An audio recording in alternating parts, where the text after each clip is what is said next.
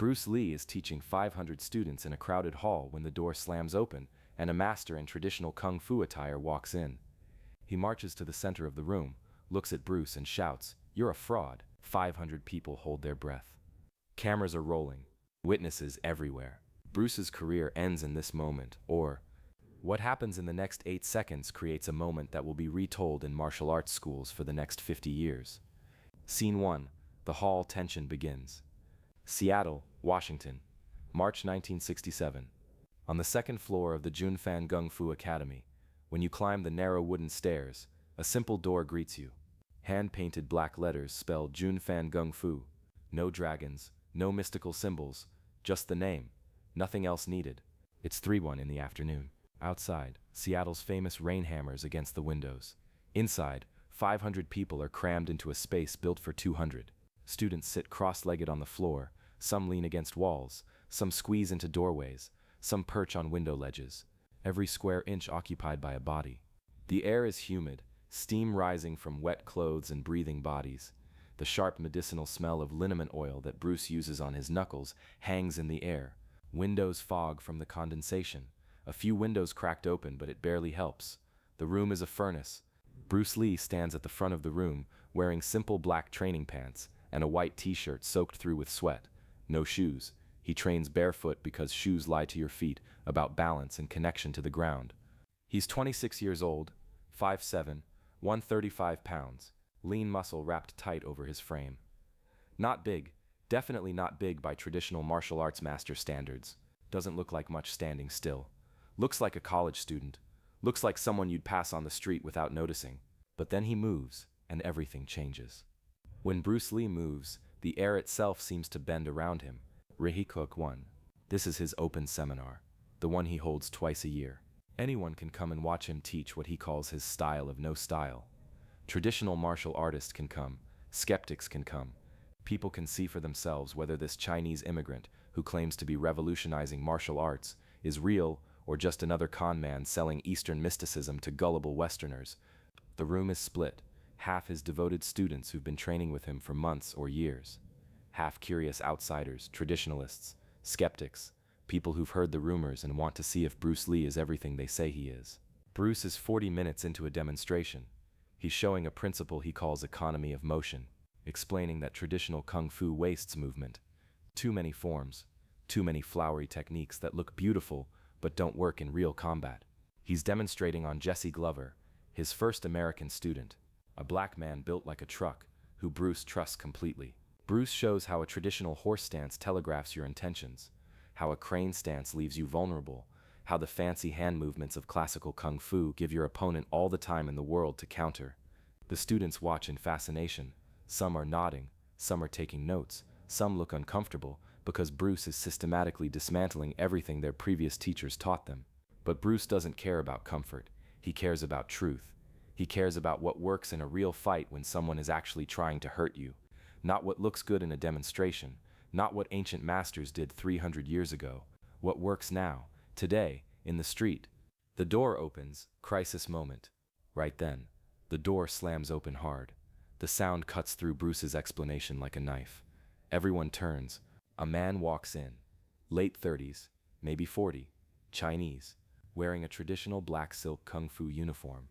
The expensive kind with gold embroidery on the chest, dragon patterns on the shoulders. The $300 kind that announces to everyone, "I take this very seriously." His hair is pulled back in a traditional queue, face hard as stone, eyes scanning the room with pure contempt. He walks straight down the center aisle. Students scramble out of his way. He doesn't acknowledge them, doesn't look at them, just walks with this deliberate arrogance toward the front of the room, toward Bruce. Every step purposeful, every movement designed to command attention, to dominate the space, to announce that someone important has arrived and everyone should pay attention. Bruce stops teaching, watches this man approach, doesn't say anything, just waits. The room goes silent. 500 people holding their breath. Jesse Glover steps to the side, giving space, sensing something is about to happen. Conflict begins. The man stops 10 feet from Bruce, close enough to be confrontational, far enough to maintain some formality. He looks Bruce up and down slowly, taking in the simple clothes, the bare feet, the lack of traditional martial arts regalia. His lip curls with disgust. Then he speaks. His voice carries through the entire room, loud, sharp, designed to be heard. He speaks in Cantonese first, then switches to heavily accented English, so everyone understands. His message is simple and devastating. Bruce Lee is a fraud, a charlatan, a disgrace to Chinese martial arts. He teaches bastardized techniques to white people and black people who have no business learning sacred Chinese fighting systems. He disrespects tradition, disrespects the old masters, disrespects everything Kung Fu stands for. He is not a real martial artist. He is a performer, an actor playing pretend. And worst of all, he charges money to teach watered-down garbage to Americans who don't deserve to learn real Kung Fu. Rehug Tum 2. Tension at peak. The room explodes, not with sound, but with tension. You can feel it like electricity. 500 people stop breathing. Bruce's students look angry, ready to defend their teacher. The outsiders look fascinated. This is what they came for. Drama, confrontation, proof one way or another. Jesse Glover's fists clench. But he doesn't move because Bruce hasn't moved. And when Bruce doesn't move, everyone else freezes. Bruce lets the words hang in the air, lets them settle, lets everyone hear them and process them and feel them. Then he asks one question in Cantonese. Calm, quiet, almost polite. What is your name? The man straightens, announces himself as Master Chen, direct lineage from the Shaolin Temple, 40 years of training, master of 5 traditional styles, guardian of authentic Chinese martial arts. He studied under masters whose names Bruce wouldn't dare speak aloud. Masters who would be ashamed to see what Bruce has done, how he has prostituted their sacred art. Bruce nods slowly, asks another question. Why are you here? Master Chen's face twists with contempt. He is here to expose Bruce Lee as a fraud, to challenge him publicly, to prove that traditional Kung Fu is superior to Bruce's made-up nonsense, to show these 500 deluded followers that they are wasting their time and money on a con artist. He is here to shut down this circus before more damage is done. Bruce asks one more question. You want to fight me? Master Chen doesn't hesitate. Yes, right now, in front of everyone. No rules. Traditional challenge. First to submit or first blood, the old way. The way real martial artists settle disputes. Not with words, with action. And when Bruce loses, when Master Chen exposes him, Bruce will close his school, will stop teaching, will apologize to every legitimate Kung Fu master he has disrespected, will admit that he is nothing but a fake. Rendo Rehug Tum 3. Decision moment. The room is dead silent. This is it. This is the moment. 500 people watching, waiting. Bruce could refuse, could call security, could de-escalate, could do a dozen things that would avoid physical confrontation. But everyone in that room knows he won't. Because Bruce Lee doesn't back down, ever. Not from anyone. Not for anything. Bruce takes one step forward. His bare feet make no sound on the hardwood floor. He says in English, okay, then repeats it in Cantonese. Okay, we fight. But not to first blood, not to submission. Just one exchange, one technique. I will show you one thing. If you can defend it, I close my school. If you cannot defend it, you leave and never come back. Master Chen laughs. One technique. He has trained for 40 years. He can defend against anything. Bruce is making this too easy. Master Chen agrees. One exchange. One technique. When he defends it effortlessly, Bruce Lee's reputation dies today. Stage preparation. Tension maximum. Bruce tells everyone to move back. Clear space. The students scramble, pushing against the walls, creating a circle 20 feet in diameter. Empty hardwood floor, just Bruce and Master Chen. 500 witnesses. Master Chen removes his expensive silk jacket, hands it to someone without looking. Underneath, he wears a black sleeveless shirt. His arms are thick, muscular, covered in scars from decades of hard training. Real training. Traditional training. Training that Bruce's students with their 6 months of weekend classes couldn't possibly understand. He drops into a perfect horse stance. Feet wide, knees bent, hands up in a classical crane position. Textbook form, museum-quality technique. Exactly what you'd see in a Kung Fu manual from the Ming Dynasty. Bruce doesn't take a stance, just stands normally. Feet shoulder-width apart, hands relaxed at his sides, breathing normal, face calm. He looks like he's waiting for a bus, not preparing to fight a master with 40 years of experience. This infuriates Master Chen even more. The disrespect, the arrogance, the complete lack of traditional form or respect for the old ways. It proves everything he said. Bruce Lee doesn't understand real martial arts. Technique announcement. Bruce tells Master Chen which technique he will use. He will throw one punch. A straight lead to the solar plexus. Master Chen can defend however he wants. Any block, any counter, any movement from any traditional style. 40 years of knowledge. 5 styles worth of techniques. All available. Just stop one punch.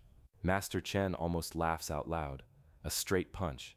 That's it. That's Bruce Lee's revolutionary technique? A basic strike that every beginner learns in week 1? This is too easy. This is insulting. But fine, let Bruce embarrass himself. Let everyone see that traditional kung fu can easily handle whatever bastardized technique Bruce throws. Master Chen sets his stance. Perfect form.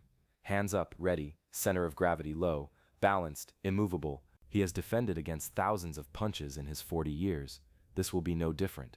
He will block it, counter it, and then everyone will see, everyone will know. Bruce Lee is nothing special. The 8-second explosion, most critical moment. Bruce asks if he's ready. Master Chen nods. Bruce takes half a step forward. His right foot slides forward 6 inches. Nothing else moves. Just that half step. Then it happens. Bruce's fist moves. Doesn't chamber, doesn't pull back, doesn't telegraph. Just suddenly exists 3 feet forward, traveling at a speed Master Chen's brain can't process. It's not a punch in the traditional sense. It's an explosion, a transfer of energy that starts in Bruce's legs, travels through his hips, his core, his shoulder, and exits through his fist in one continuous whip-crack motion. The sound it makes when it connects is wet and sharp, like a mallet hitting a side of beef. The fist lands exactly where Bruce said it would. Solar plexus, dead center. Master Chen's crane block never moves. His hands stay frozen in perfect form, 6 inches away from where they needed to be. His brain never sent the signal. Too fast, too direct, too economical. No wasted motion, no telegraphing, no warning. Just Bruce Lee's fist appearing in Master Chen's torso like it teleported there. Result, destruction. Master Chen's eyes go wide. His mouth opens. No sound comes out, just air. All the air in his lungs exiting at once. His perfect horse stance collapses. His knees buckle. He stumbles backward 3 steps. 4. His hands drop to his stomach. He doubles over, gasps, tries to breathe, can't. The solar plexus strike paralyzes the diaphragm, shuts down breathing temporarily. Master Chen drops to one knee, still trying to pull air into lungs that won't work. His face goes from red to purple. Panic sets in. He's suffocating. Can't breathe, can't speak, can't do anything except kneel there in front of 500 people, desperately trying to remember how to breathe. The entire sequence takes 8 seconds from the moment Bruce moved to the moment Master Chen drops to his knee. 8 seconds to completely dismantle 40 years of traditional training. 8 seconds to prove every word Bruce said about economy of motion. 8 seconds to validate everything Bruce teaches. 8 seconds that change Master Chen's entire understanding of martial arts. Rehokarmsant 4. Compassion moment. The silence in the room is absolute. Nobody moves. Nobody speaks. They just witness something impossible. Watched a man who claimed 40 years of mastery get shut down by a single punch from a 26-year-old who didn't even take a traditional stance. Watched technique and speed and understanding beat tradition and pride and arrogance. Watched the old way lose to the new way in the most definitive demonstration possible. Bruce doesn't celebrate, doesn't gloat, doesn't smile or pose or claim victory. He just walks over to Master Chen, kneels down next to him, puts a hand on his back, speaks quietly in Cantonese. Relax, breathing will come back, I promise, it's okay. The strike was controlled, no permanent damage, just temporary paralysis. Master Chen's diaphragm will reset in 30 seconds. Just wait, just breathe. Bruce stays there with his hand on Master Chen's back, waiting, calm, patient, like he's helping a student, not an enemy, not a challenger, a student. Slowly, Master Chen's breathing comes back. Ragged at first, then deeper, then normal. He stays on his knee, head down, shaking. Not from pain, from shock, from the realization of what just happened, from understanding how completely wrong he was about Bruce, about technique, about what matters in real combat. 40 years of training didn't prepare him for 8 seconds of reality. Transformation begins. Bruce helps him stand. Master Chen can barely look at him. The shame is overwhelming. He came here to expose a fraud, to defend tradition, to prove his superiority. Instead, he got destroyed in front of 500 people by the exact technique Bruce announced beforehand. A technique Master Chen swore he could easily defend. His pride is shattered. His reputation is ruined. Everything he believed about himself and his training just got proven wrong in the most public way possible. But then Bruce does something Master Chen never expects. Bruce bows to him, a formal traditional bow, the kind you give to a respected master, the kind that shows honor and reverence. Master Chen stares in confusion. Bruce explains in Cantonese, loud enough for the Chinese speakers in the room to hear, but quiet enough to maintain some privacy. Master Chen's stance was perfect. His form was textbook. His 40 years of training are visible in every movement. I don't disrespect that training. I don't dismiss those decades of dedication. What I disagree with is not the training itself, but the assumption that traditional form equals combat effectiveness. Those are two different things. Master Chen is a master of traditional form. Absolutely, no question, but form is not fighting. Fighting is about what works when someone is trying to hurt you. And what works is economy, speed, directness, efficiency. Not because tradition is bad, but because tradition wasn't designed for modern combat. It was designed for a different time, a different context, a different purpose. Bruce tells Master Chen he is welcome to stay, to watch the rest of the seminar, to learn if he wants, to ask questions, to challenge assumptions. I didn't humiliate Master Chen to destroy him. I did it to teach him, to show him there's another way, a better way, a way that respects tradition while moving beyond it. Master Chen can hold on to his pride and leave in shame, or he can let go of his pride and stay to learn. The choice is his. Climax Master's decision. Master Chen stands there for a long moment, 500 people watching, waiting to see what he does. His expensive silk jacket still crumpled on the floor where someone dropped it. His reputation destroyed. His challenge lost. His whole worldview just got dismantled in 8 seconds. He could leave, should leave, save whatever face is left. But then he looks at Bruce, really looks at him, sees not arrogance, not mockery, just a teacher offering knowledge, just a martial artist showing respect to another martial artist, despite everything. Master Chen picks up his jacket, walks to the back of the room, sits down against the wall, cross-legged, hands on his knees, and stays. For the next 2 hours he watches Bruce teach, watches him demonstrate, watches him explain economy of motion and broken rhythm and the principle of intercepting, watches everything he came here to mock and dismiss. And something shifts inside him, something cracks open, something that's been closed for 40 years. Epilogue, the power of true mastery. 3 weeks later, Master Chen shows up to Bruce's regular Thursday class, doesn't announce himself, just walks in quietly, bows to Bruce, asks if he can train. Bruce says yes.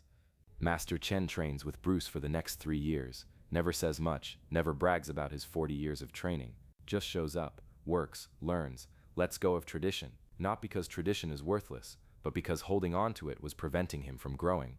By 1970, Master Chen becomes one of Bruce's assistant instructors, teaching his own students the principles he once dismissed as fraud, teaching them that real mastery is not about defending tradition, it's about discovering truth. Years later, a reporter asks Master Chen about that day, about the challenge, about the 8 seconds that changed everything. Master Chen thinks for a long time, then says, "Bruce Lee didn't beat me with a punch. Bruce Lee beat me with humility, with respect, with the grace to help me up after knocking me down, with the wisdom to teach instead of humiliate. I came to that room to prove I was superior. I left that room knowing I was a beginner. And that realization saved my martial arts, saved my understanding, saved me." Closing philosophical message. Bruce Lee built his philosophy on one principle: absorb what is useful, reject what is useless, add what is specifically your own. But that day, he taught something else. That breaking someone's pride is easy. Building someone back up takes real strength. That winning a fight means nothing if you destroy the person you fought. That true mastery is not about proving you're better. It's about making everyone around you better. The story spreads through the martial arts community, gets retold in dojos and kwans across America, gets embellished and exaggerated and turned into legend. But the core stays true, the day an arrogant master challenged Bruce Lee in front of 500 people. The day 8 seconds changed a 40-year career. The day tradition met evolution, and instead of destroying each other, they became stronger together. Bruce Lee never talked about that fight publicly, never bragged about it, never used it to promote himself. When students asked, he would say only this: fighting is easy. Any idiot can throw a punch. Teaching is hard. Making someone want to learn after you've beaten them, that's the real challenge. That's where martial arts becomes art instead of violence. That's the difference between winning a fight and changing a life. Final question. To the viewer, who in your life is Master Chen right now? Who's holding on to pride so hard they can't see truth? And more importantly, when you win, when you prove your point, when you're right and they're wrong, what do you do next? Do you humiliate or do you teach? Do you destroy or do you build? Because 8 seconds can win a fight, but what you do in the next 8 minutes determines whether you're just strong or whether you're a master. That's what Bruce Lee taught on a rainy Saturday in Seattle. Not with philosophy, not with words, with 8 seconds of action and 2 hours of grace. The punch proved he was right. The bow proved he was wise. And 50 years later, we're still learning from both.